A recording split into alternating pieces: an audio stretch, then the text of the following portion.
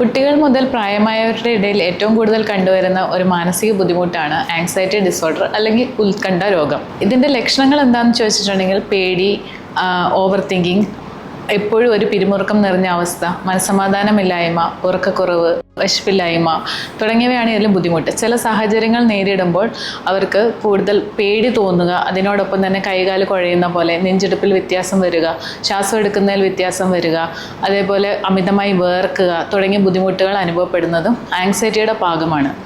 Anxiety disorder തലച്ചോറിലെ ചില കെമിക്കൽസിൻ്റെ വ്യതിയാനം മൂലം ഉണ്ടാകുന്നതാണ്. അതുകൊണ്ട് തന്നെ പുറമേൽ നിന്ന് അത് ചികിത്സിക്കാൻ നോക്കിയാൽ അല്ലെങ്കിൽ സ്വയമേ വിചാരിച്ച് മാറുന്നവയല്ല ആങ്സൈറ്റി ഡിസോർഡേഴ്സ്. സിവിയാരിറ്റി അനുസരിച്ചിട്ടും അതേപോലെ ഓരോരുത്തരുടെയും ഡിസ്ഫങ്ഷൻ അനുസരിച്ചിട്ടുമാണ് ആങ്സൈറ്റി ഡിസോർഡറിന് ട്രീറ്റ്മെൻറ്റ് നിർദ്ദേശിക്കുന്നത്. ഒരു സൈക്യാട്രിസ്റ്റിൻ്റെ നിർദ്ദേശപ്രകാരം അവരുടെ റെഗുലർ ഫോളോ അപ്പിൽ മെഡിസിൻസ് കഴിക്കുകയാണെന്നുണ്ടെങ്കിൽ അഡിക്ഷൻസ് വരികയോ അല്ലെങ്കിൽ സൈഡ് എഫക്ട്സ് വരികയോ ചെയ്യത്തില്ല. അതുപോലെ തന്നെ തുടങ്ങുന്നത് പോലെ തന്നെ നിർത്താൻ പറ്റുന്നത് തന്നെയാണ് ആങ്സൈറ്റിക്ക് കൊടുക്കുന്ന മെഡിക്കേഷൻസ്.